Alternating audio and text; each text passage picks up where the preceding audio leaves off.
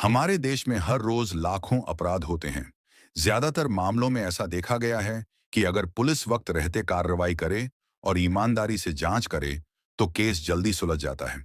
लेकिन कुछ केस ऐसे भी होते हैं जो या तो लापरवाही का शिकार हो जाते हैं या फिर इतने पेचीदा होते हैं कि सालों तक अनसुलझे रह जाते हैं। आज मैं जिस केस के बारे में बात करने वाला हूं वो अपने आप में बेहद अलग और रहस्यमय है। इस केस में इतने ज्यादा ट्विस्ट और टर्न्स आए कि पुलिस भी चकरा गई। आखिरकार पुलिस ने ये केस क्राइम ब्रांच को सौंप दिया और वहां से ये सीबीआई तक पहुंच गया। लेकिन हैरानी की बात यह है कि तमाम कोशिशों के बाद भी इस केस का कोई ठोस नतीजा नहीं निकल पाया। तो आज का ये वीडियो एक ऐसे केस पर आधारित है जो आपको आखिर तक बांधे रखेगा। अगर आपने वीडियो पर क्लिक किया है तो इसे अंत तक जरूर देखें। इस पूरी कहानी की शुरुआत होती है महाराष्ट्र के पुणे में रहने वाली सनम हसन नाम की एक लड़की से। इस लड़की की उम्र महज 19 साल थी। यह पुणे में रहकर अपनी फैशन डिजाइनिंग का कोर्स कर रही थी और यह सेकंड ईयर की स्टूडेंट थी। इसका बाकी का परिवार मुंबई में रहा करता था। परिवार में माता पिता और एक बड़ा भाई मौजूद था। वैसे तो इस परिवार के पास पैसे की कोई कमी नहीं थी, लेकिन उसके बावजूद भी सनम हसन अपने पैरों पर खड़ी होना चाहती थी। इसीलिए वो मुंबई से पुणे आ गई थी। यहाँ पर रहते हुए वो अपनी पढ़ाई भी कंप्लीट कर रही थी। साथ ही वह एक पार्ट टाइम जॉब भी करती थी। मुंबई के फिनिक्स कॉम्प्लेक्स में एक जाना माना एल्डो का शोरूम था। एल्डो के शोरूम में यह जॉब किया करती थी। यहां से पैसे भी कमाती थी। साथ ही एक फुटबॉल की प्लेयर भी थी। यानी कि सनम हसन हर फील्ड में बहुत ही अच्छा कर रही थी। इसके माता पिता भी उससे बहुत ही खुश थे और वह अक्सर अपनी बेटी से मिलने के लिए पुणे भी आया करते थे। पुणे में रहते हुए सनम हसन के बहुत सारे दोस्त भी बन गए थे। जिस कॉलेज में वह पढ़ती थी वहां पर भी उसके बहुत सारे दोस्त थे। जहां पर एल्डो के शोरूम में वह जॉब करती थी वहां पर भी उसके कुछ दोस्त बन गए थे। सब कुछ बहुत ही अच्छा था। अब यह दिन आ जाता है 2 अक्टूबर 2012 का। आज के दिन सनम हसन का बर्थडे था, जिस वजह से उसके माता पिता मुंबई से उससे मिलने के लिए पुणे आते हैं। ये पूरा दिन घूमते फिरते हैं, होटल में खाना खाते हैं। साथ ही सनम हसन अपने पेरेंट्स को बताती है कि आज रात को उसके साथ काम करने वाले एक लड़के ने उसकी बर्थडे पार्टी अरेंज की है। दरअसल एल्डो के शोरूम में उसके साथ एक लड़का काम करता था जिसका नाम मोहनीश विजय था और इसने आज की रात सनम हसन के लिए बर्थडे पार्टी ऑर्गेनाइज की थी। वो पूरा दिन अपने पेरेंट्स के साथ रहती है, अपना बर्थडे सेलिब्रेट करती है और रात को वो अपने दोस्तों से मिलने चली जाती है। सनम हसन के पेरेंट्स और उसका भाई होटल में ही रुक जाते हैं। होटल से तकरीबन 8 किलोमीटर की दूरी पर एक दोस्त के फ्लैट में मोनीश विजय ने यह पार्टी अरेंज की थी। अब यह पूरी पार्टी ऑर्गेनाइज होती है 2 अक्टूबर 2012 की, और यहीं से कहानी करवट लेती है। ऐसी करवट जो हर किसी के रोंगटे खड़े कर दे। यह रात बीत जाती है। अगला दिन आ जाता है, यानी कि 3 अक्टूबर 2012। सुबह के तकरीबन 8 बजे मोनी विजय सनम के पिता को कॉल करता है और कहता है कि जल्दी से नजदीकी हॉस्पिटल में आ जाइए। सनम की हालत बहुत खराब है। सनम के पेरेंट्स भागते दौड़ते हॉस्पिटल में पहुंचते हैं, लेकिन वहां जाकर उन्हें मालूम चलता है कि सनम की मृत्यु हो चुकी है। अब यहाँ पर जो पेरेंट्स हैं वह बिल्कुल शॉक में चले जाते हैं, क्योंकि कल तक उनकी बेटी जिंदा थी। कल पूरा दिन उन्होंने साथ में बिताया था, बर्थडे सेलिब्रेट किया था, और आज उनकी बेटी के साथ ऐसा हो गया। वहां पर पुलिस भी आ जाती है। बॉडी की जांच की जाती है। बॉडी को पोस्टमार्टम के लिए भेज दिया जाता है। जब पोस्टमार्टम की रिपोर्ट आती है तो उसमें मालूम चलता है कि सनम हसन की बॉडी में काफी ज्यादा मात्रा में अल्कोहल पाया गया। यानी कि या तो उसने अपनी मर्जी से या फिर किसी ने जबरदस्ती उसे काफी शराब पिलाई थी और उसी शराब की ओवरडोज और हार्ट अटैक के कारण सनम हसन की मृत्यु हुई थी। साथ ही पोस्टमार्टम रिपोर्ट में सनम की बॉडी से कुछ सीमन के सैंपल्स भी मिलते हैं। यानी कि मृत्यु से पहले सनम के साथ संबंध भी बनाए गए थे। लेकिन यह क्लियर नहीं था कि ये संबंध सहमति से बनाए गए थे या फिर जबरदस्ती। साथ ही पोस्टमार्टम रिपोर्ट में एक चौंकाने वाली बात यह सामने आई कि सनम हसन के शरीर में जो दिल था वह दिल किसी मेल का था। देखिए, जब पोस्टमार्टम होता है तो शरीर के सारे अंगों को निकालकर उनकी जांच की जाती है।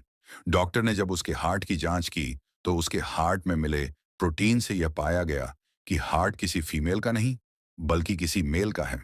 अब ऐसा कैसे संभव हो सकता है कि किसी फीमेल के अंदर किसी मेल का हार्ट ग्रो कर रहा हो? सनम की बॉडी पर उसके मरने से पहले ऐसा कोई निशान नहीं था जिससे कहा जा सके कि उसकी कोई हार्ट की सर्जरी हुई थी। तो यहाँ पर पुलिस के लिए केस काफी ज्यादा पेचीदा होने वाला था और यहाँ पर पुलिस के सामने काफी सारे सवाल थे। पुलिस अपनी जांच शुरू कर देती है। शुरुआती जांच में पुलिस को सबसे पहले यह मालूम करना था कि यहाँ पर सनम हसन के साथ संबंध किसने बनाए थे, उसे शराब किसने पिलाई थी। इसी के चलते पुलिस उन 17 लोगों को पुलिस थाने लेकर आती है जो उस रात पार्टी में मौजूद थे, जिसमें सनम के कुछ कॉलेज के दोस्त थे। साथ ही उसके साथ काम करने वाले उसके शोरूम के कुछ कलीग्स भी थे। पुलिस बारी बारी से सभी से पूछताछ करती है। सभी का डीएनए सैंपल लिया जाता है। सनम हसन के बॉडी से जो सीमेन के सैंपल्स मिले थे उनके डीएनए से मैच किया जाता है। लेकिन सबसे चौंकाने वाली बात यह है कि न तो उन 17 लोगों में से किसी का भी सैंपल मैच करता है और ना ही सनम के करीबी दोस्त मोहनीश का डीएनए उस सीमेन के सैंपल से मैच करता है। यानी कि उन 17 लोगों में से किसी ने भी सनम के साथ संबंध नहीं बनाए थे। यहां पर यह केस और भी ज्यादा उलझता जा रहा था। उसके बाद पुलिस के सामने दूसरा सवाल यह था कि सनम की डेड बॉडी से जो हार्ट मिला था, आखिर वह हार्ट किसका था। अब पुलिस मोहनीश विजय से उस रात के बारे में डिटेल में पूछती है तो मालूम चलता है कि बर्थडे पार्टी के दौरान उसके दोस्तों ने सनम को थोड़ी बहुत शराब पिलाई थी। धीरे धीरे यह थोड़ी बहुत शराब बहुत ज्यादा मात्रा में बदल गई।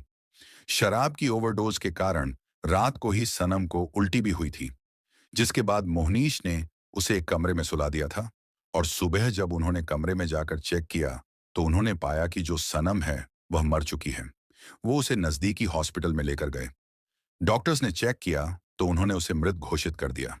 अब क्योंकि इस केस में पुलिस को कुछ भी लीड नहीं मिल रही थी, ऐसे ही समय बीतता जा रहा था और साल आ जाता है 2014 का।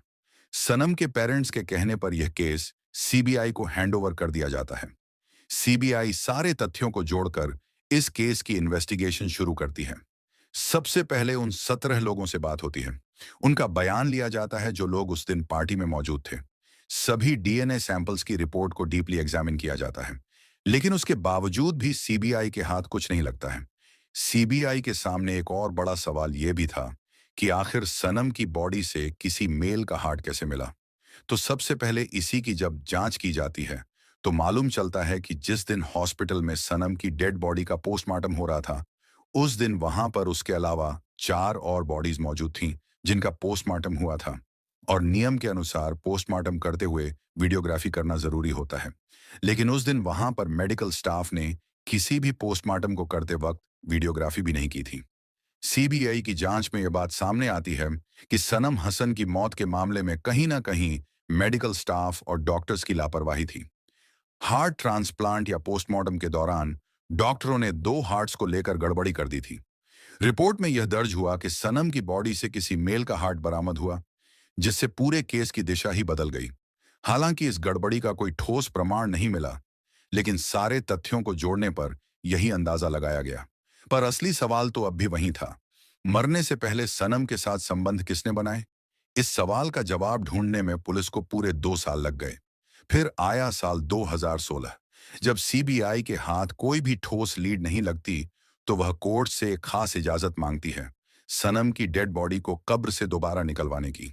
कोर्ट इस मांग को मंजूरी दे देता है और फिर कब्र से सनम की बॉडी को बाहर निकाला जाता है। बॉडी से कुछ डीएनए सैंपल्स लिए जाते हैं और उन्हें दोबारा टेस्टिंग के लिए भेजा जाता है, लेकिन नतीजे फिर भी निराशाजनक रहते हैं। सीबीआई के हाथ कुछ नहीं लगता। ऐसा कोई सबूत नहीं मिलता जिससे किसी को मुख्य आरोपी ठहराया जा सके। सनम हसन के माता पिता का साफ कहना था कि उनकी बेटी बहुत ही फिट थी। वह एक फुटबॉल प्लेयर थी, कभी शराब को हाथ तक नहीं लगाती थी। उनका मानना था कि बर्थडे पार्टी में किसी ने जबरदस्ती उसे शराब पिलाई, नशे की हालत में उसके साथ दुष्कर्म किया और फिर उसकी हत्या कर दी। सीबीआई हर एंगल से जांच करती है। दुश्मनी, प्यार, जलन, हर पहलू को खंगाला जाता है। जिन 17 लोगों को शक के घेरे में लाया गया था, उनकी पूरी बैकग्राउंड जांच की जाती है। पड़ोसियों से लेकर कॉलेज के स्टूडेंट्स और स्टाफ तक सभी से पूछताछ की जाती है। लेकिन इतनी बड़ी तहकीकात के बाद भी सीबीआई के हाथ खाली रहते हैं। यह मामला भारतीय अपराध इतिहास के उन चंद मामलों में शामिल हो गया है जो सुलझने के बावजूद भी अनसुलझे रह जाते हैं। जांच की इतनी लंबी प्रक्रिया के बावजूद इस केस में कोई भी ऐसा सबूत नहीं मिला जिससे किसी एक इंसान को दोषी ठहराया जा सके। आज भी यह केस पेंडिंग की लिस्ट में है। यह हत्या थी या नेचुरल डेथ, इसका कोई ठोस कंक्लूजन नहीं निकल पाया है। सीबीआई की रिपोर्ट तो किसी निष्कर्ष तक नहीं पहुंची, लेकिन इस केस की कहानी हमें एक बहुत बड़ा सबक जरूर देती है। अगर आपके घर में बच्चे हैं, खासकर बेटी या बेटा, जो घर से दूर पढ़ाई कर रहे हैं, तो जरूरी है कि आप उनकी हर एक्टिविटी पर नजर रखें। ये देखें कि वो किस माहौल में रह रहे हैं, किसके साथ उठते बैठते हैं, कहाँ जाते हैं और क्या करते हैं। और सबसे जरूरी बात, अपने बच्चों से ऐसा रिश्ता बनाएं कि वो किसी भी बात को बिना डर के आपसे शेयर कर सकें। अब ये कहानी आपने सुनी।